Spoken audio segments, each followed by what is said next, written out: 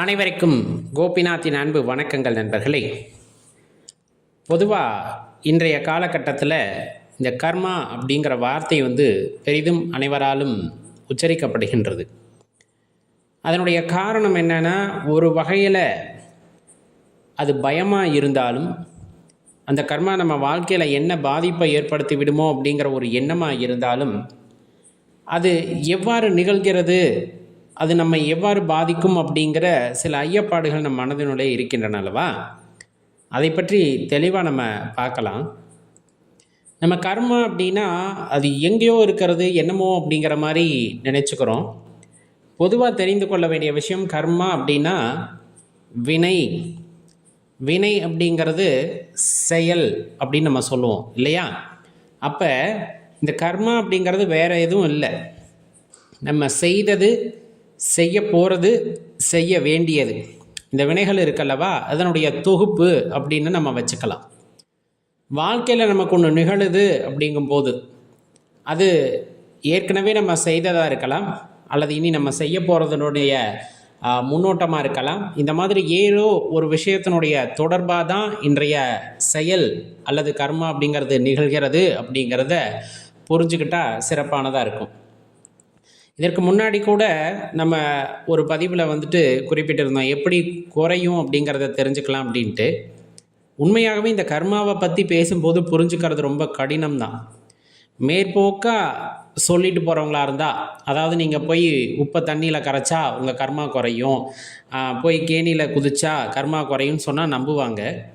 ஆனால் யதார்த்தத்தை நம்ம சொல்கிறோம் அப்படிங்கும்போது அது சில பேர்த்துக்கு நேர விரயமாக தெரியலாம், சில பேர்த்துக்கு புரியாமல் இருக்குது, என்னத்தை பேசுகிறோம் அப்படிங்கிறது கூட அவங்க சொல்லலாம். உண்மையாகவே உணர்ந்து கொள்ள வேண்டியது அப்படின்னா, இந்த வினை செயல் அப்படின்னு சொல்கிறோம் இல்லையா, இது வேறெங்கும் இருந்து தொற்றிக்கொள்வது இல்லை. நாம் செய்கின்ற செயல் அப்படிங்கிறதுனால வரக்கூடியது, நாம் செய்த செயலினால் வரக்கூடியது அப்படிங்கிறத உணர்ந்துக்கிட்டால் இதை எப்படி குறைச்சிக்கலாம் அப்படிங்கிறது தெரிய வரும். அதற்கு முன்னாடி நம்ம தெளிவாக தெரிஞ்சு கொள்ள வேண்டிய விஷயம் என்னென்னா, எப்படி இது அதிகமாகும். இப்போ இறைவன் ஒருவனுக்கு புண்ணியம் பாவம் இந்த மாதிரி நம்ம சொல்கிறோம் இல்லையா, ஒரு பிறப்பு எடுக்கும்போது இதையெல்லாம் நீ அனுபவித்து வா அப்படின்னு சொல்லிட்டு ஒரு சின்ன மூட்டையை நம்மக்கிட்ட கொடுத்து விட்றாரு. அதுக்குள்ளே புண்ணியங்களும் இருக்கும், பாவங்களும் இருக்கும். அது நேரத்திற்கு ஏற்றாற் போல் சில புண்ணியங்கள் நமக்கு நன்மையாக வந்தால், பிறகு சில பாவங்கள் அப்படியே தொடர்ந்து ஒரு கஷ்டமாக வரும். சில பேர்த்துக்கு தொடர்ந்து வாழ்க்கையே கஷ்டமாக இருக்கும். அந்த மாதிரி நபர்களை எல்லாம் பார்த்துருக்க முடியும். அவர்களுக்கு கழிக்க வேண்டிய வினை நிறைய இருக்கலாம், இல்லைன்னா ரொம்ப கம்மியாக இருக்கலாம். அவ்வளோதான், அவங்களோட வினை முடிய போகுது அப்படிங்கும்போது எல்லாத்தையும் கொடுத்து அனுப்பிச்சிடுவார். அப்போ ஒரே பிறவையில் அனுபவித்து விட்டு வந்துவிடு அல்லது கழித்து விட்டு வந்துவிடு அப்படிங்கிறது மாதிரி கொடுக்கறனால தான் சில பேர்த்துக்கு வாழ்க்கை முழுவதுமே கஷ்டமாக இருக்கும். அவர்களுக்கெல்லாம் அந்த கர்மாவுடைய அந்த தொகுப்பு அப்படிங்கிறது ரொம்ப குறைஞ்சிருச்சு அப்படிங்கிறத அந்த இடத்துல நம்ம தெரிஞ்சுக்கலாம். அதுவும் இறைவனுடைய சித்தம்தான், நம்ம ஒரு அனுமானத்தின் அடிப்படையில் சொல்கிறது. இருந்தாலும் அதிலே ஒரு உண்மை இருக்கத்தான் செய்கிறது ஞானியர்கள் கூறும் பொழுது. இப்போ எப்படி அதிகமாகும்? நம்ம ஒரு செயல் செய்கிறோம், அந்த செயல் நன்மையாக இருக்கும் இல்லையா? ஒருத்தருக்கு நீங்கள் சாப்பாடு கொடுக்குறீங்க, பசிக்குது அப்படின்னு தெரிஞ்சு அவருக்கு சாப்பாடு கொடுக்கும்போது அது புண்ணியம், அது வினை, அவ்வளவுதான். அது நம்ம கணக்கில் ஏறிக்கும், அதெல்லாம் நல்ல கர்மாவாக போகும். நேர்மையாக வாழறீங்க, யாருக்கும் தொந்தரவு செய்யலை, நிறைய நன்மைகளை செய்கிறீங்க, எல்லாம் நல்ல கர்மாவாக உங்கள் கணக்கில் சேர்ந்துக்கிட்டே இருக்கும். உங்கள்கிட்ட கருணை நிறைய இருக்குது, பொறுமையாக இருக்கிறீங்க, எந்த முடிவையும் அவசரப்பட்டு எடுக்கிறதில்ல, அதுவுமே ஒரு நல்ல வினை. அதனால் உண்டாகக்கூடிய கர்மம் அப்படிங்கிறது நல்ல கர்மம் உங்களுக்கு சேரும். உயிரினங்களுக்கெல்லாம் உணவு கொடுக்குறீங்க, அன்னதானம் பண்ணுறீங்க, இந்த மாதிரி நிறைய நல்ல விஷயங்களை பண்ணும்போது அந்த கர்மாவும் பெருகும், நல்ல கர்மாவில் சேரும். தவம் செய்கிறோம், தியானம் செய்கிறோம், இறைவனை பற்றியே நினச்சிக்கிட்டு இருக்கோம், இதெல்லாம் ஒரு புண்ணிய கர்மாவாக நமக்கு சேரும். ஒருத்தட்ட ரொம்ப பாசமாக பேசுகிறோம், அன்பாக பேசுகிறோம், எல்லாம் நல்ல கர்மா தான். நம்மளை விட எல்லாத்தையும் பொதுவாக நினச்சி எல்லாருமே நல்லா இருக்கணும்னு வேண்டிக்கிறோம் இல்லையா, அதுவுமே நல்ல கர்மா தான். ஏன்னா நம்ம கர்மானாவே என்ன தான் நினச்சிக்கிறோம் அப்படின்னு, நம்ம செய்த கெடுதல்னே நினச்சிக்கிறோம் இல்லையா? அப்படி கிடையாது. நம்ம ஏதேனும் ஒரு பிறப்பில் இப்போ நம்ம சொன்ன மாதிரி புண்ணியத்தையோ அல்லது சத்தியத்தையோ கடைபிடித்து வாழ்ந்திருந்தோம் அப்படிங்கிற பட்சத்தில் கண்டிப்பாக அந்த கர்மா எப்படிப்பட்டதாக இருக்கும் அப்படின்னா நல்ல கர்மாவாக சேர்ந்துருக்கும். அதையெல்லாம் நம்ம தூக்கிட்டு வந்த மூட்டையில் இருக்கும். அது அதிகமாக இருக்கிற பட்சத்தில் தான் அவங்க நல்லா வாழ்வாங்க. அதாவது மனசில் குழப்பம் இல்லாமல் ஆரோக்கியமாக போதுமான அளவு செல்வத்துடன். நம்ம செல்வம் மட்டுமே ஒரு உயர்ந்த நிலை நம்ம நினைக்கிறோம் இல்லையா, அப்படியும் கிடையாது. ஒரு மனிதனுக்கு நோய் இல்லாமல் நீண்ட ஆரோக்கியத்துடன் நல்ல தாய் தந்தையர், நல்ல மனைவி, நல்ல குழந்தைகள் அல்லது அதே போல் நல்ல கணவன் இந்த மாதிரி அமைந்து வாழ்கிறார்கள் அப்படின்னா அதுதான் உண்மையாலுமே கொடுப்பனை அப்படின்னு சொல்லக்கூடியது. இதில் ஒன்று முன்ன பின்ன இருந்தாலுமே அது நிறைவற்ற வாழ்க்கையாக கருதப்படும். அது கடினமான வாழ்க்கையாக தான் கருதப்படும். இப்படி ஒரு வாழ்க்கை நமக்கு அமைந்திருக்கிறது அப்படின்னா நல்ல கர்மாவை நிறைய செஞ்சுருக்கோம் அப்படின்னு பொருள். இதுவரையிலும் செய்யலைன்னா கூட நம்மக்கிட்ட இருக்கிறத வச்சு நல்ல கர்மாவை சேர்த்து கொள்ள முயற்சி செய்யணும். அதுதான் முக்கியம். சரி, இப்போ கெட்ட கர்மானா நம்மளுக்கு தெரியும். இப்போ சொன்னதுக்கு எதிர்வினையாக இருக்கக்கூடிய எல்லாமே, ஒருத்தருக்கு கெடுதல் செய்கிறோம், ஒருத்தர் கெட்டு போகணுன்னு நினைக்கிறோம், மனசில் துர் எண்ணங்களாக எப்போ ஒருத்தர் எப்படி வாழ்ந்துடலாம் நமக்கு முன்னாடி அப்படின்னு நினைக்கிறோம், அல்லது வாழ்கின்ற வீட்டை இடிப்பது, ஒருவருக்கு கிடைக்க வேண்டிய சாப்பாட்டை தடுப்பது, ஒருவருக்கு நியாயமாக கிடைக்க வேண்டிய கூலியை கொடுக்காமல் இருப்பது, இன்னும் நிறைய சொல்லிக்கிட்டே போகலாம். அதர்மங்கள் அப்படின்னு சொல்லக்கூடிய எவற்றை செய்தாலும் அதுவும் கர்மா தான். ஏன்னா அந்த செயல் தவறான செயல் அல்லவா, எதிர்மறை செயல். அப்போ அதுவுமே வந்துட்டு ஒரு எதிர்மறை கர்மாவாகத்தான் வந்து நம்மை சூழும் அப்படிங்கிறத தெளிவாக தெரிஞ்சுக்குங்க. அப்போ இது எல்லாம் ஒரு கணக்காக சேரும். இப்போ இதெல்லாம் முடித்ததுக்கப்புறமா நம்ம கொண்டு வந்தது கொஞ்சம் கழிக்க கொண்டு வந்திருப்போம். அது கழிச்சோமோ இல்லையோ கழிக்கலையோ தெரியல, இதையும் சேர்த்து மூட்டையில் கட்டிக்கிட்டு ஒரு காலம் முடிஞ்சமே நம்ம போயிடுறோம்.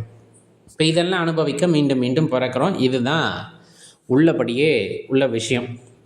சரி, இதை எப்போ அதிகரிக்குதுன்னு தெரிஞ்சுக்கிட்டோம், எப்போ குறையும் ஒரு விஷயம் இருக்குது இல்லையா. இப்போ ஒருத்தரை நம்ம அடிச்சிட்டோம், அது கர்மா. இன்னொருத்தர் நம்ம அடித்தாதான் அது நியூட்ரலைஸ் ஆகும். ப்ளஸ் மைனஸ் அப்படின்னு நம்ம சொல்கிறோம் இல்லையா, அந்த மாதிரி நியூட்ரலைஸ் ஆகும். சரி, இப்போ ஒரு நல்லது செய்கிறோம், இதில் அன்னதானம் நிறைய பண்ணுறோம், ஆயிரக்கணக்கான பேருக்கு பண்ணுறோம். அதே ஆயிரக்கணக்கான பேர்கிட்ட போய் நம்ம வாங்கி சாப்பிட்டா தான் அது குறையும். ஆனால் அதற்கு வழி இல்லை. இந்த ஜென்மத்தில் நீங்கள் ரொம்ப நல்லா வாழணும்னு விதி இருக்குது. நம்ம யாருக்கிட்டையும் கையேந்த வேண்டிய நிலைமை இல்லை. எப்படி அந்த புண்ணிய கர்மா குறையும்? ஏன்னா நம்மளோட எதிர்பார்ப்பு என்னன்னா பிறப்பில்லா நிலை. அந்த பிறப்பில்லா நிலை எப்போ வரும் அப்படின்னா இந்த நல்ல கர்மாவோ தீய கர்மாவோ எதுவும் இல்லாமல் எல்லாம் நியூட்ரலைஸ் ஆகிடுது. அப்படிங்கும் போது தான் நமக்கு அந்த மாதிரி ஒரு வாழ்வு கிடைப்பதற்கு வாய்ப்பு ஏற்படும். நல்லது நிறைய செஞ்சுட்டு போனால் திருப்பி அந்த நல்லது அனுபவிக்கிறதுக்கு மீண்டும் மீண்டும் பிறந்து தானே ஆக வேண்டும். அப்போ இதை குறைக்கிறதுக்கு வழியே இல்லையா? நல்ல கர்மாவும் இல்லாமல் கெட்ட கர்மாவும் இல்லாமல் எல்லாத்தையும் ஒரு தராசில் வச்ச மாதிரி எல்லாத்தையும் கழிச்சிட்டு ஒரு நிம்மதியான ஒரு உறக்கம், இறைவனின் பாதத்திலே ஒரு நிம்மதியான உறக்கத்தை நிரந்தரமாக ஏற்படுத்துவதற்கு வழி இல்லையா அப்படின்னா கண்டிப்பாக இருக்குது. இப்போ நம்ம ஒரு மனசை காயப்படுத்துகிறோம் அப்படின்னா அது நம்ம எப்படி செஞ்சாலும் அதனால் பலன் நமக்கு வந்துடும். ஆனால் நல்லது செய்கிறோம் இல்லையா, இது எல்லாம் நமக்கு வர வேண்டாம் அப்படின்னு நினச்சிக்கிட்டு செய்யலாம். வர வேண்டாம் அப்படின்னா எச்செயல் செய்தாலும் அச்செயல் என்னால் நிகழ்ந்தது அல்ல அப்படிங்கிற எண்ணம் நல்லா தெரிஞ்சுக்குங்க. அது என்னது? நல்லது செய்யும் போது மட்டும் இது என்னால் நிகழ்ந்தது அல்ல அப்படிங்கும்போது இறைவன் அந்த கர்மத்தை நமக்கு தரமாட்டேங்கிறா. ஆனால் ஒரு கெடுதல் நான் செய்கிறேன், ஆனால் அதுவும் என்னால் நிகழ்ந்தது அல்லதானே அப்படின்னு நம்ம நினச்சிக்கிட்டு செஞ்சோம் அப்படின்னா அதுவும் நம்மக்கிட்ட வரக்கூடாதானே அப்படின்னு குதர்க்கமாக கேட்குற கேள்விகளும் இருக்கத்தான் செய்யும். தெளிவாக தெரிஞ்சுக்குங்க. ஒரு நல்லது செய்யும் போது ஒரு பக்குவப்பட்ட ஆன்மாவால் மட்டும்தான் இப்படி யோசிக்க முடியும். நல்லா தெரிஞ்சுக்குங்க, பக்குவப்பட்ட ஆன்மாவால் மட்டும்தான் இப்படி யோசிக்க முடியும்.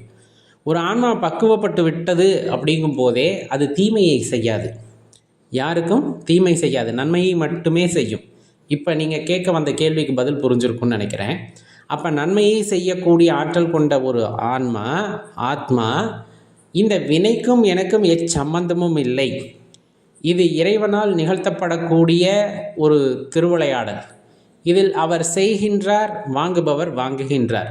அடியேன் வெறும் இடைத்தரகர் போல இருக்கின்றேன், எனக்கும் இதுக்கும் எந்த சம்பந்தமும் இல்லை, பெற்றுக்கொள் வாங்கிக்கொள் என்று அனைத்து நல்ல விஷயங்களையும் செய்யும் பொழுது அந்த கர்மா, அந்த செயலுக்கும் நமக்குமான ஒரு தொடர்பு அந்த இடத்திலே விடுபட்டு போகிறது. ஏன்? அடியேன் செய்யவில்லை. அதை செய்தது யார்? இறைவன். பெற்றது யார்? பெற்றவர். அப்போ இதுக்கு உனக்கு என்ன சம்மந்தம்? வாங்கி கொடுத்தேன், இது பெரிய வினையெல்லாம் கிடையாது. அப்போ இது என்ன ஆகும்? இந்த கர்மா நம்ம கணக்கில் வராது. புரியுதுங்களா? பக்குவம் இல்லாத போது நம்ம செய்கின்ற நன்மையும் தீமையும் நம்மையே வந்து சாரும். பக்குவப்பட்ட ஆன்மா தீமை பக்கம் ஒரு பொழுதும் போகாது, அவ்வளவுதான். அப்படி இருக்கும்போது இந்த கர்மாவானது குறைய ஆரம்பிக்கும். இது நிதர்சனமான உண்மை. எல்லாரும் பரிகாரம் சொல்கிற மாதிரி அடியேனும் வந்து ஒரு கோயிலில் போய் 5 விளக்கேற்றுங்க உங்கள் கர்மா குறையும் அப்படின்னு சொன்னாலோ, கடலில் போய் குளிச்சுட்டு வாங்க உங்கள் கர்மா குறையும் அப்படின்னு சொன்னாலோ, இந்த மாதிரியெல்லாம் எண்ணங்களை மனதில் உருவாக்கி கொண்டு இதையெல்லாம் செய்தால் உங்கள் கர்மா குறையும் என்று சொன்னாலோ நீங்கள் நம்புவீர்கள் என்றால் அப்படிப்பட்ட நம்பிக்கை அடியேன் மீது உங்களுக்கு வர தேவையில்லை. ஏன்னா செய்தது வரும், நான் செய்தது வரும். எப்பொழுது இந்த கர்மா கூடாது அப்படின்னு சொன்னோம்னா, இப்போ அடியேன் குறிப்பிட்டவாறு, அடியேன் சிற்றறிவுக்கு எட்டியவாறு, பல ஞானியர்கள் கூறியவாறு, அந்த வினைக்கும் அடியேனுக்கும் எந்த சம்பந்தமும் இல்லை என்ற பக்குவப்பட்ட ஆன்மா செய்கின்ற நல்ல காரியங்களிலிருந்து தன்னை விடுபடுத்தி கொள்ளும் பொழுது அந்த கர்மாவானது அவர்களிடம் செல்லாது. அப்போ வினை குறைய வேண்டும் என்று நீங்கள் நினைத்தீர்கள் என்றால் செய்ய வேண்டிய முதல் வேலை என்னன்னா, பக்குவப்பட்ட ஆன்மாவாக மாற வேண்டும். அதுவே பெரிய விஷயம். எப்போ பக்குவப்பட்ட ஆன்மாவாக நாம் மாறுவோம் அப்படின்னு பார்த்தா, வருகின்ற நல்லதையும் கெட்டதையும் வருகின்றவாறே ஏற்றுக்கொள்ளுதல். எவ்வாறு வருகிறதோ அவ்வாறே அந்த வினைகளை நாம் ஏற்றுக்கொள்ளும் பொழுது கண்டிப்பாக நம்ம எப்படி மாறிடுவோம் அப்படின்னா பக்குவப்பட்ட ஆன்மாவாக மாறுவோம். கொஞ்சம் கொஞ்சமாக, ஒரே நாள்ல எல்லாம் நடக்காது. அப்படி பக்குவப்பட்ட ஆன்மாவாக மாறிய பின்னர் வருகின்ற வினைக்கும் எனக்கும் எந்த சம்பந்தமும் இல்லை என்று கண்டு அனுபவித்து அவ்வாறே கடந்து செல்லும் பொழுது அந்த வினை நம்மை வந்து அண்டாது அப்படிங்கிறத தெளிவாக தெரிஞ்சுக்கணும். அவ்வாறு இருக்கும்போது நமது வாழ்க்கையில் பெரிய பெரிய மாற்றங்கள் உண்டாகும். அந்த மாற்றங்களின் காரணமாக நம் வாழ்க்கையிலே ஒரு ஆனந்தத்தை உணர முடியும். அப்படிங்கிறத தெரிஞ்சுக்கிட்டா வாழ்க்கை மிகவும் சந்தோஷமானதாக இருக்கும்.